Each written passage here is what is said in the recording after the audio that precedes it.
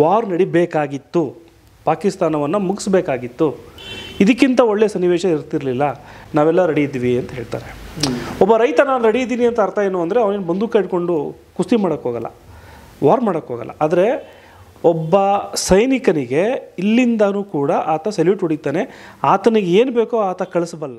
ಸ್ನೇಹಿತರೆ ನಮಸ್ಕಾರ, ನಾನು ನಿಮ್ಮ ರಾಕೇಶ್ ಶಾರುಂಡಿ. ಅಹಿಂಸೆ ಜೊತೆಗೆ ಹೇಡಿತನ ಇವೆರಡನ್ನೂ ನಾವು ನೋಡೋದಾದರೆ ಭಾರತ ಹೇಡಿತನದಿಂದ ಹಿಂದೆ ಸರ್ಕೊಳ್ಳೋ ಮಾತೇ ಇಲ್ಲ. ನಾವೆಲ್ಲರೂ ಕೂಡ ಅನೇಕರು ಜನಸಾಮಾನ್ಯರು ಸೇರಿದಂತೆ ಯುದ್ಧ ಆಗಬೇಕಿತ್ತು. ಜೊತೆಗೆ ಒಂದು ವಿವಾದಾತ್ಮಕವಾಗಿ ಉಳಿದಿರ್ತಕ್ಕಂಥ POK ಪಾಕ್ ಆಕ್ರಮಿತ ಕಾಶ್ಮೀರ ನಾವು ವಶಪಡಿಸ್ಕೊಳ್ಬೇಕಿತ್ತು. ಅನೇಕರು ಆರ್ಮಿ ರಿಟೈರ್ ಆಫೀಸರ್ಗಳಿಂದ ಹಿಡಿದು ಅನೇಕ ಜನಸಾಮಾನ್ಯರು ಕೂಡ ಅದನ್ನು ಎಕ್ಸ್ಪೆಕ್ಟ್ ಮಾಡಿದ್ದು ಅದೇ. ಎಲ್ಲ ಒಂದು ಕಡೆ ನಾವು ಯುದ್ಧವನ್ನು ಗೆದ್ದೇ ಬಿಟ್ವಿ ಅನ್ನೋ ರೀತಿಯಾಗಿ ಸಂಭ್ರಮಿಸ್ತಾ ಇದ್ವಿ. ಅದಲ್ಲ, ಆ್ಯಕ್ಚುಲಾಗಿ ಆಗಬೇಕಾಗಿದ್ದೇ ಬೇರೆ ಅಂತ ಎಲ್ಲ ಒಂದು ಕಡೆ ಆಗ ಅನಿಸ್ಬಿಡುತ್ತೆ. ಆದರೆ ನಮ್ಮ ಆರ್ಮಿಯವರ ಸಾಧನೆ ಸಾಹಸ ಎಲ್ಲವನ್ನೂ ಕೂಡ ನಾವು ವೆಲ್ಕಮ್ ಮಾಡೋಣ, ಅವರಿಗೆ ಧನ್ಯವಾದಗಳನ್ನು ಅರ್ಪಿಸಲೇಬೇಕು. ಆದರೆ ಏನೆಲ್ಲ ಆಗಬೇಕಿತ್ತು ಅನ್ನೋ ಕುತೂಹಲಗಳೊಂದಿಗೆ ಇವತ್ತು ನಮ್ಮ ಜೊತೆ ಮಾತನಾಡಲಿಕ್ಕೆ ಕ್ರಿಮಿನಲ್ ಅಡ್ವೊಕೇಟ್ ಆಗಿರ್ತಕ್ಕಂಥ ಲೋಹಿತ್ ಕುಮಾರ್ ಅವರಿದ್ದಾರೆ. ಜೊತೆಗೆ ರಾಜಕೀಯ ವಿಶ್ಲೇಷಕರು ಕೂಡ ನಮ್ಮ ವಾಹಿನಿಯಲ್ಲಿ ಈ ವಿಷಯದ ಕುರಿತಾಗಿ ತುಂಬ ಎಕ್ಸ್ಕ್ಲೂಸಿವ್ ಮಾತುಗಳನ್ನು ಅವ್ರ ಜೊತೆ ಹಂಚಿಕೊಳ್ಳಲೇಬೇಕು. ಸರ್, ನೋಡಿದ್ರೆ ನೀವು ಯುದ್ಧವನ್ನು ಆದಂಥ ಘಟನೆ ಪಹಲ್ಗಾಮಿಗೆ ಪ್ರತೀಕಾರವಾಗಿ ತೆಗೆದುಕೊಂಡಿದ್ದು, ಆದರೆ ಇದನ್ನು ನಾವು ವೆಲ್ಕಮ್ ಮಾಡಬೇಕಾ ಅಥವಾ ಈ ಮೊಮೆಂಟಲ್ಲಿ ಏನೋ ಒಂದು ಆಗಬೇಕಿತ್ತು, ಒಂದು ಒಳ್ಳೆಯ ಕೆಲಸ ಆಗೋದಿತ್ತು ಅಂತ ಅನ್ನಿಸ್ತಾ ಇದೆ ಸರ್? ಎಲ್ಲ ಭಾರತೀಯರು ಕೂಡ ಇದನ್ನ ವೆಲ್ಕಮ್ ಮಾಡೇ ಮಾಡ್ತೀವಿ. ಆದರೆ ಎಲ್ಲೋ ಒಂದು ಕಡೆ ನಾವು ಫೇಲ್ಯೂರ್ ಆಗಿದ್ದೀವಿ ಅಂತ ಹೇಳಬಾರ್ದು, ಹಿಂದೆ ಬಂದ್ವಾ ಅನ್ನೋ ಒಂದು ಪ್ರಶ್ನೆ ಎಲ್ಲ ಮನುಷ್ಯನ ಪ್ರಶ್ನೆ. ನೀವು ರಾಜಕೀಯ ವಿಶ್ಲೇಷಕರು ಅಥವಾ ಬೇರೆಯವರಿಗೆ ತಾವು ಮೈಕ್ ಹಿಡಿದು ಮಾತಾಡಿಸೋದಕ್ಕಿಂತನೂ ಕೂಡ ಒಬ್ಬೊಬ್ಬ ಹಣ್ಣು ಮಾರ್ತಿರೋ ಅಂಥವನು, ತರಕಾರಿ ಮಾರ್ತಿರೋ ಅಂಥವನು, ದೇಶದ ಬಗ್ಗೆ ಯೋಚನೆ ಮಾಡ್ತಿರೋ ಅಂಥವ್ರು ಎಲ್ಲರೂ ಅವರೂ ಇರ್ತಾರೆ. ಒಬ್ಬ ರೈತ, ಇವರು ನೀವು ಮೈಕ್ ಹಿಡಿದ್ರೆ ಅವ್ರು ಹೇಳ್ತಾರೆ ವಾರ್ ನಡಿಬೇಕಾಗಿತ್ತು, ಪಾಕಿಸ್ತಾನವನ್ನು ಮುಗಿಸ್ಬೇಕಾಗಿತ್ತು, ಇದಕ್ಕಿಂತ ಒಳ್ಳೆಯ ಸನ್ನಿವೇಶ ಇರ್ತಿರಲಿಲ್ಲ, ನಾವೆಲ್ಲ ರೆಡಿ ಇದ್ವಿ ಅಂತ ಹೇಳ್ತಾರೆ. ಒಬ್ಬ ರೈತ ನಾನು ರೆಡಿ ಇದ್ದೀನಿ ಅಂತ ಅರ್ಥ ಏನು ಅಂದರೆ ಅವನೇನು ಬಂದೂಕ ಇಟ್ಕೊಂಡು ಕುಸ್ತಿ ಮಾಡೋಕ್ಕೋಗಲ್ಲ, ವಾರ್ ಮಾಡೋಕ್ಕೋಗಲ್ಲ. ಆದರೆ ಒಬ್ಬ ಸೈನಿಕನಿಗೆ ಇಲ್ಲಿಂದನೂ ಕೂಡ ಆತ ಸೆಲ್ಯೂಟ್ ಹೊಡಿತಾನೆ, ಆತನಿಗೆ ಏನು ಬೇಕೋ ಆತ ಕಳಿಸಬಲ್ಲ. ಕಾರ್ಗಿಲ್ ಯುದ್ಧ ಆಗಬೇಕಂದಾಗ ನಿಮಗೆ ಗೊತ್ತು, ನೆನಪಿದೆಯಲ್ವೋ, ಚಪಾತಿಗಳನ್ನು ಮನೆಯಲ್ಲೂ ಕೂಡ ಮಾಡಿ ಕಳಿಸ್ತಾಯಿದ್ರು, ಒಣಗಬಾರ್ದು ಅಂತ ಹೇಳಿ, ಇಲ್ಲಿಂದ ಕರ್ನಾಟಕದಿಂದ ಕಾಶ್ಮೀರಕ್ಕೆ. ಅಂದರೆ ನಮ್ಮ ದೇಶದ ಜನ ಯುದ್ಧ ಅಂತ ಹೇಳಿದಾಗ ಯುದ್ಧ ಮಾಡೋರ ಹಿಂದೆ ನಿಂತಿರ್ತಾರೆ, ಸೈನಿಕರಿಂದ ಇರ್ತಾರೆ, ಸರ್ಕಾರದಿಂದ ಇರ್ತಾರೆ.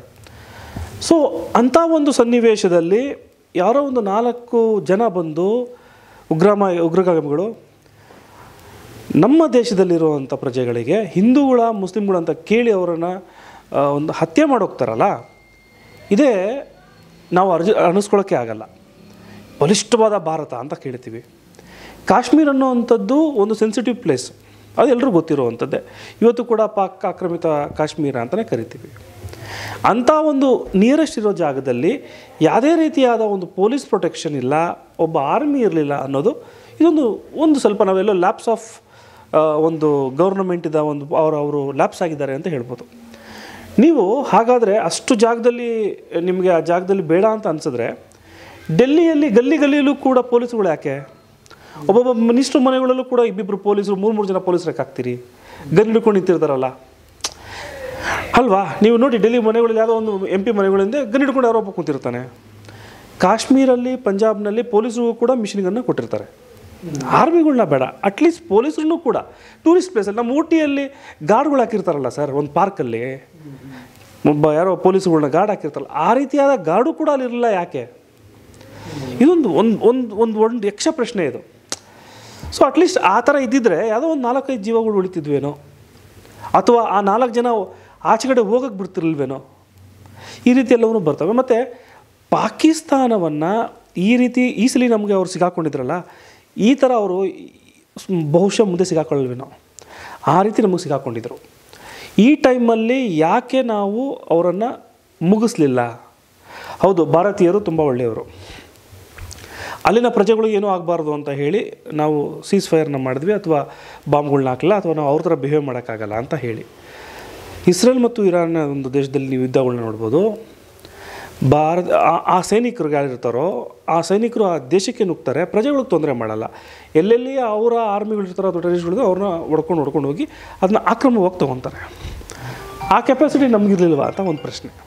ನಾವು ಬಾರ್ಡರ್ ಲೈನ್ ದಾಟಿ ಅವ್ರನ್ನ ಹಿಮ್ಮಿಡ್ಸೋಕ್ಕಾಗ್ತಿರ್ಲಿಲ್ವಾ? ಅವರ ದೇಶದಲ್ಲಿ ಟೆರರಿಸ್ಟ್ಗಳು ಇದ್ದಾರೆ ಅನ್ನೋವಂಥದ್ದು ಇಡೀ ಪ್ರಪಂಚಕ್ಕೆ ಗೊತ್ತು ಸರ್. ಇದೆ ಅಮೇರಿಕಾ ಗೊತ್ತಿಲ್ವಾ? ಒಸಾಮಾ ಬಿನ್ ಲಾಡೆನ್ ಅಂತವನ್ನ ಎಕ್ಸ್ಟ್ರಾಕ್ಟ್ ಮಾಡಿದ್ದು ಅಮೇರಿಕಾದವರು ಪಾಕಿಸ್ತಾನಲ್ಲೇ. ಹಾಗಾದರೆ ಪಾಕಿಸ್ತಾನವರು ಒಸಾಮಾ ಬಿನ್ ಲಾಡೆನ್ಗೆ ಜಾಗ ಕೊಟ್ಟಿದ್ದಾರೆ. ಹಾಗಾದ್ರೆ ಅಮೇರಿಕಾದವ್ರು ಯಾಕೆ ಪಾಕಿಸ್ತಾನವ್ರಿಗೆ ಅಷ್ಟು ಬೆಂಬಲ ಮಾಡ್ತಾರೆ? ಈಗಿಂದಲ್ಲ, 1948 ಈ ವಾರ್ಗಳಲ್ಲಿ, ಇಂದಿರಾ ಗಾಂಧಿ ನಡೆದಂಥ ವಾರ್ಗಳಲ್ಲಿ, ಬಾಂಗ್ಲಾದೇಶ ವಾರ್ಗಳಲ್ಲಿ ಅಮೇರಿಕಾದವರು ನಮಗೆ ಥ್ರೆಟ್ ಮಾಡ್ತಾರೆ. ಆದರೆ ಈ ಬಾರಿ ಅಮೇರಿಕಾದವರು ಹೇಳ್ತಾರೆ 2 ಬಲಿಷ್ಠವಾದ ದೇಶದ ಅಂತ ಹೇಳ್ತಾರೆ, 2 powerful countries India and Pakistan. ನಮ್ಮನ್ನು ಕೂಡ ಅವ್ರಿಗೆ ಈಕ್ವಲ್ ಆಗಿ ನೋಡ್ತಾರೆ ಅವ್ರು ಯಾವತ್ತೂ ಪಾಕಿಸ್ತಾನರು ನಮ್ಮ ಈಕ್ವಲ್ ಆಗೋಕ್ಕೆ ಸಾಧ್ಯವೇ ಇಲ್ಲ. ನಮ್ಮ ದೇಶದಲ್ಲಿ ಯಾವುದೋ ಒಂದು ರಾಜ್ಯದಷ್ಟು ಮ್ಯಾಪು ಅವರಲ್ಲಿ ಇಲ್ಲ. ಅದನ್ನು ಅವನು ಅಮೇರಿಕಾದವರು ನಮ್ಮನ್ನು ಈಕ್ವಲ್ ಆಗಿ ನೋಡ್ತಾರೆ. ನಾವು ಇವನ್ನೆಲ್ಲರೂ ಕೂಡ ಗಮನಿಸಬೇಕಾಗತ್ತೆ. ಈ ಮಾತುಗಳನ್ನು ನಾನು ಆಡ್ತಾ ಇರ್ಬೋದು, ಆದರೆ ಈ ಮಾತುಗಳು ಎಲ್ಲರ ಮನದಲ್ಲೂ ಇದೆ. ಮತ್ತು ನೀವು ಮಾಕ್ ಡ್ರಿಲ್ ಅಂತ ಮಾಡಿಸ್ತೀರಾ, ಎಲ್ಲ ಪ್ರಜೆಗಳು ಕೂಡ ತಯಾರಾಗ್ತಾರೆ, ಯಾರೂ ಕೂಡ ಯುದ್ಧ ಬೇಡ ಅನ್ನಲ್ಲ. ಆಯಿತು ಅಂದರೆ ಏನು ಮಾಡೋಣ ನೆಕ್ಸ್ಟು, ಊರ ಕಡೆ ಹೋಗೋಣ ಅಂತ ಕೆಲವರು ಮಾತಾಡಿದ್ರೆ, ಇಲ್ಲಿ ಹೆಂಗೆ ನಾವು ಮಾಡ್ಬೋದು, ಏನು ಮಾಡ್ಬೋದು, 1 ತಿಂಗಳು ಸಂಬಳ ಕೊಡಬೇಕಾ ಆರ್ಮಿಗಳಿಗೆ, ಅಥವಾ ಊಟ ಏನು ನಾವು ಸ್ಟೋರ್ ಮಾಡೋಣ ಅಂದರೆ ಎಲ್ಲರೂ ಕೂಡ ರೇಡ್ ಆಗ್ತಾರೆ. ನೀವು ನೋಡ್ಬೋದು, ರಾಯಚೂರಲ್ಲಂತೂ ಮಾಕ್ ಡ್ರಿಲ್ ನೋಡಿ ನಮ್ಗೆ ಭಾರಿ ಖುಷಿ ಆಗೋಯ್ತು. ಏನು ರೋಡಲ್ಲಿ ಬಿದ್ದಿದ್ದೆಲ್ಲ ಒದ್ದಾಡಿ ಮಾಕ್ ಡ್ರಿಲ್ ಮಾಡಿಬಿಟ್ರು. ಇವೆಲ್ಲ ಅವಶ್ಯಕತೆಗಳು ಏಕಿತ್ತು ಅಂದರೆ, ಆ ಇಂಪ್ರೆಷನ್ ಹೇಗಿತ್ತು ಅಂದರೆ, ಬಿ ರೆಡಿ, ಇನ್ನೇನು ನಿಮ್ಮ ಮನೆಗಳ ಮೇಲೆ ಜೆಟ್ಗಳು ಹೋಗ್ಬೋದು, ನಾವು ಓಡಾಡ್ತೀವಿ ಅನ್ನೋ ರೀತಿ ಒಂದು ಇಂಪ್ರೆಷನ್ ಇದ್ದಿದ್ದು. ಅದನ್ನೇ ತೋರಿಸಿ, ಟ್ರೈಲರ್ ಆ ಥರ ತೋರಿಸ್ಬಿಟ್ಟು ಕೊನೆಗೆ ಒಂದು 4 ಕಡೆ ಎಲ್ಲ ಮಾಡಿ ಟೆರರಿಸ್ಟ್ಗಳನ್ನ ಸಾಯಿಸಿರ್ತಾರೇನೋ. ಅದಾದ ತಕ್ಷಣ ಏನೂ ಇಲ್ಲ ಅನ್ನೋ ಥರ ಅವ್ರಿಗೊಂದು ವಾರ್ನಿಂಗ್ ಕೊಟ್ಟಾದ್ಮೇಲೂ ಕೂಡ ಅವರು ರಾಕೆಟ್ಗಳನ್ನ ಹಾರಿಸ್ತಾರೆ. ಅದನ್ನು ಡಿಫ್ಯೂಸ್ ಮಾಡ್ತೀವಿ. ಅವತ್ತು ರಾತ್ರಿನೂ ಕೂಡ ನಾವು ಬಾರ್ಡರ್ಗಳಲ್ಲೆಲ್ಲ ಕರೆಂಟ್ ಆಫ್ ಮಾಡ್ತೀವಿ. ಬೆಳಗ್ಗೆ ಆದಮೇಲೆ ಏನೂ ಇಲ್ಲ. Why is this? ಇದು ಭಾರತವಲ್ಲ? ಭಾರತೀಯರ ಆರ್ಮಿಗಳಿಗೂ ಕೂಡ ಇವತ್ತು ಸಂತೋಷ ಇಲ್ಲ. ಏನಾಗೋಯ್ತು, ಯಾಕೆ ಹಿಂಗಾಗೋಯ್ತಲ್ಲ, ನಾವು ರೆಡಿ ಇದ್ವಲ್ಲ ಅನ್ನೊಂದು ಪ್ರಶ್ನೆ ಇದೆ. ಅದಕ್ಕೆ ಉತ್ತರವನ್ನು ಕೊಡಬೇಕಾಗತ್ತೆ. ಅಥವಾ ಇನ್ನು ಮುಂದೆ ಯಾವತ್ತೂ ಕೂಡ ಟೆರರಿಸ್ಟ್ ಅಟ್ಯಾಕ್ಸ್ಗಳು ಭಾರತದ ಮೇಲೆ ಆಗಲ್ಲ, ಎಲ್ಲವೂ ಕೂಡ ಸರಿಯಾಗೋಯ್ತು, ಆ ರೀತಿ ನಾವು ಒಳ ಒಪ್ಪಂದ ಮಾಡ್ಕೊಂಡು ಮಾತಾಡಿದ್ದೀವಿ, ಮುಗಿಸಿದ್ದೀವಿ ಅಂದ್ರೂ ಕೂಡ ಅದನ್ನಾದ್ರೂ ಹೇಳಿ, ಅದಕ್ಕಾದ್ರೂ ಸಂತೋಷ. ಹೌದಾ, ಮುಗೀತಾ, ನೆಕ್ಸ್ಟಿಂದ ಏನೂ ಇಲ್ವಾ? ಹಾಗಾದರೆ ಆ 4 ಜನ ನಮ್ಮನ್ನ ಇದು ಮಾಡಿದ್ರಲ್ಲ, ಅವ್ರು ಇದ್ದಾರಾ, ಹೊಡೆದಿದ್ದೀರಾ, ಅವ್ರನ್ನ ಬದುಕಿದಾರಾ ಅಥವಾ ಹೋಗಿದ್ದಾರಾ ಅನ್ನೋದು ಬೇಕು. ಅವ್ರನ್ನ ಹಿಡ್ಕೊಂಬಂದ್ರ, ಅವ್ರನ್ನ ಟ್ರೇಸ್ ಔಟ್ ಮಾಡಿದ್ರಾ, ಅಥವಾ ಅವ್ರನ್ನ ಸೇಫ್ಟಿಯಾಗಿ ಲಾಹೋರಲ್ಲಿ ಏನಾದರೂ ಸೇಫ್ಟಿಯಾಗಿದ್ದಾರಾ ಅನ್ನೋದು ಪ್ರಶ್ನೆ ಬೇಕು.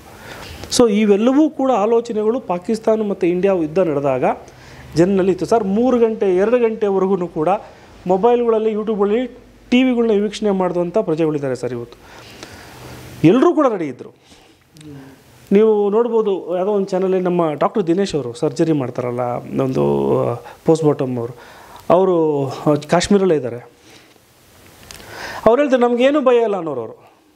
ಏನು ಭಯ ಇಲ್ಲ, ಆರ್ಮಿಗಳಿದ್ದಾರೆ, ನಮಗೇನು ಭಯ ಇಲ್ಲ, ನಥಿಂಗ್ ಏನೂ ಆಗಲ್ಲ, ನಮ್ಮ ಕಣ್ಮುಂದೆ ವಾರ್ಗಳಾಗ್ತಿದ್ವು ಅಂತ. ಅಂದರೆ ಎಲ್ಲರೂ ಕೂಡ ರೆಡಿ ಇದ್ದೀವಿ. ದಕ್ಷಿಣ ಭಾರತಕ್ಕಂತೂ ಬಿಡಿ, ಈ ಕಡೆ ಸೌತ್ ಇಂಡಿಯಾದಲ್ಲಿ ಯಾವ ಒಂದು ಬಾಂಬು ಬರೋಲ್ಲ, ಯಾರಿಗೇನೂ ಇಲ್ಲ. ಬಟ್ ನಮ್ಮ ಎನರ್ಜಿ ಹೇಗಿತ್ತು, ನಾವೇನು ಯುದ್ಧವನ್ನು ಎಲ್ಲ ಒಂದು ಕಡೆ ಆಗ್ತಿದೆ ಅಂತ ನಾವು ಸುಮ್ಮನೆ ಅಂತೂ ಯಾರೂ ಇರಲಿಲ್ಲ. ನಾವೆಲ್ಲರೂ ಕೂಡ ಬೆಳಗ್ಗೆ ರಾತ್ರಿ ಏನಂತ ಎಷ್ಟು ಜನ ಹೊಡೆದ್ರು, ಈ ಥರ ಕೌಂಟಿಂಗ್ ಇತ್ತು. ಇಂಡಿಯಾ ಪಾಕಿಸ್ತಾನ ಕ್ರಿಕೆಟ್ ಮ್ಯಾಚ್ಗೆ ನಾವು ಆ ರೀತಿ ಕಣ್ಣಿತ್ತು ಕುಂತ್ಕೊಳ್ಳೋಂಥವ್ರು, ಯುದ್ಧ ಆಗಬೇಕಂದಾಗ ಜನ ಹೇಗಿರ್ತಾರೆ. ಸೊ ಇಷ್ಟು ಬೆಂಬಲ ಇದ್ದಂಥ ಮೋದಿಯ ಸರ್ಕಾರದವರು ಎಲ್ಲೋ ಒಂದು ಕಡೆ ಈ ಸಲ ಬಿದ್ದಿರಬಹುದು ಅನ್ನೋದು, ಏನೋ ಭಕ್ತ ಅಂದರು ನೋಡ್ಬೇಕಂದಾಗ ಏನಿಲ್ಲ ಅನ್ಬೋದು, ಸಮ್ಮತಿಸ್ಕೋಬೋದು. ಅದು ಅವ್ರಿಗೂ ಸತ್ಯ ಗೊತ್ತು, ಯುದ್ಧ ಆಗಲೇಬೇಕಾಗಿತ್ತು, ಮುಗಿಸ್ಲೇಬೇಕಾಗಿತ್ತು. ನಮ್ಮಲ್ಲೇನೋ ಹಾಗಾದರೆ ಆ ಒಂದು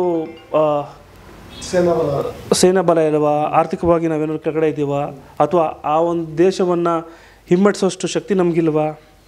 ಇವೆಲ್ಲವೂ ಕೂಡ ಯಕ್ಷ ಪ್ರಶ್ನೆ ಆಗ್ತವೆ. ಕೊನೆಗೆ ವಿಶ್ವ ಸಂಸ್ಥೆಯವರು ಅಥವಾ ಅಮೇರಿಕಾದವರು 2 ಬಲಿಷ್ಠವಾದ ದೇಶ ಅಂತ ಅಂದ್ಬಿಟ್ರಲ್ಲ ಅವ್ರನ್ನ, ನಾವು ಅಲ್ಲಿವರೆಗೂ ಬಿಟ್ಕೊಂಡ್ಬಿಟ್ವಲ್ಲ ಅನ್ನೋದು ಒಂದು ನೋವಂತೂ ಕೂಡ ಎಲ್ಲ ಪ್ರಜೆಗೂ ಕೂಡ 2025ರಲ್ಲಿ ನಡೆದಂಥ ಈ ಯುದ್ಧ ಘಟನೆ ಆಗೇ ಬಿಡಿ, ಸುಮ್ಮನೆ ಡಿಫ್ಯೂಸು, ಇದರಲ್ಲಂತೂ ಎಲ್ಲ ಪ್ರಜೆಗೂ, ಹಿಂದೂಗಳಿಗೂ ಅಥವಾ ಭಾರತೀಯರಿಗೂ ಇದು ಇದ್ದೇ ಇರುತ್ತೆ ಅನ್ನೋದು ನನ್ನ ಒಂದು strong sense sir.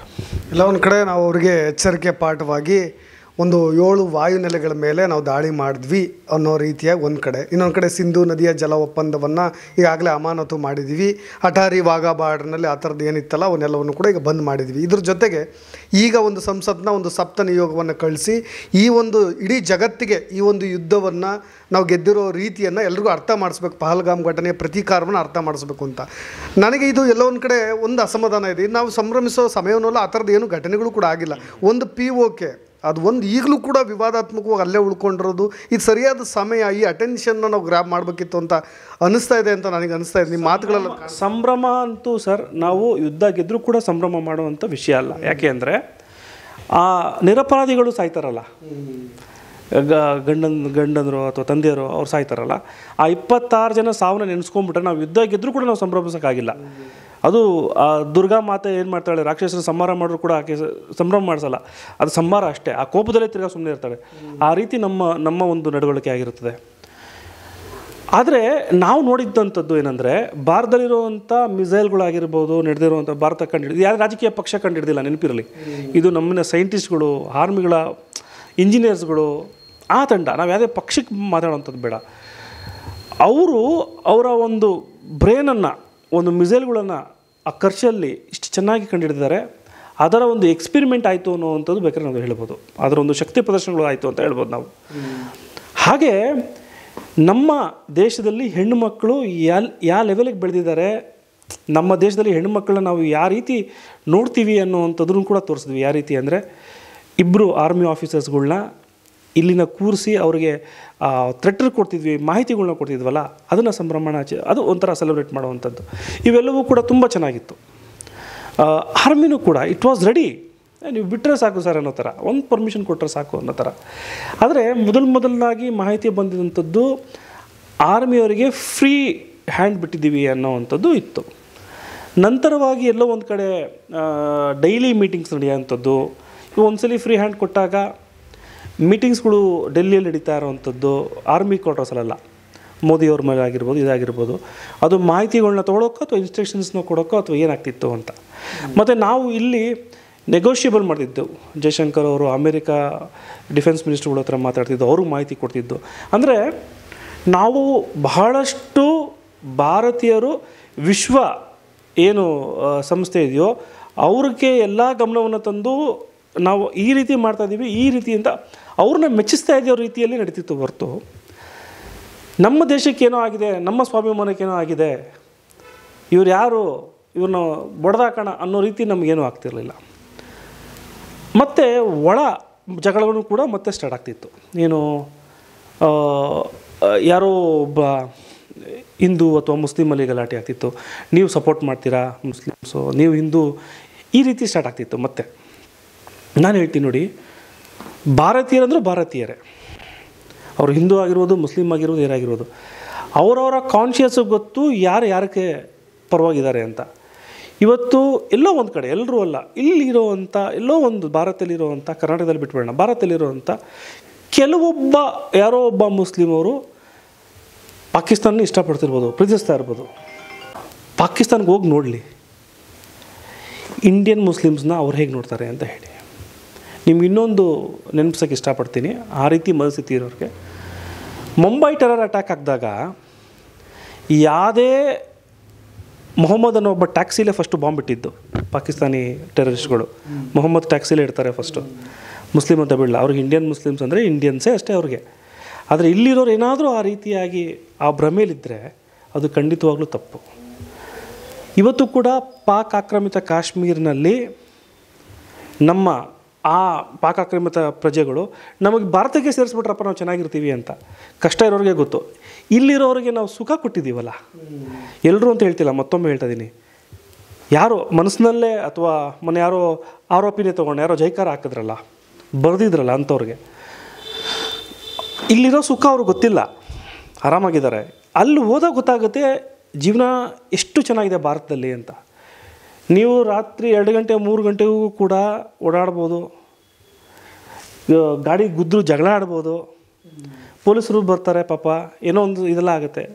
Pakistan ಹೀಗಿಲ್ಲ sir, ಪ್ರಪಂಚ ಈ ರೀತಿ ಇಲ್ಲ. ಒಂದು ಸ್ಟ್ರಿಕ್ಟ್ ಲಾ ಆಗುತ್ತೆ, ವೆಸ್ಟರ್ನ್ ಕಂಟ್ರೀಸಲ್ಲಿ ಸ್ಟ್ರಿಕ್ಟ್ ಲಾ. ನೀನು ಗುದ್ಬಿಟ್ಟು ಜಗಳ ಆಯಿತು ಅಂದರೆ ಅದೊಂದು ಸ್ಟ್ರಿಕ್ಟ್ ಲಾ, 50 ವರ್ಷ 30 ವರ್ಷ ಆಚೆ ಬರೋಲ್ಲ ಜೈಲಿಂದ.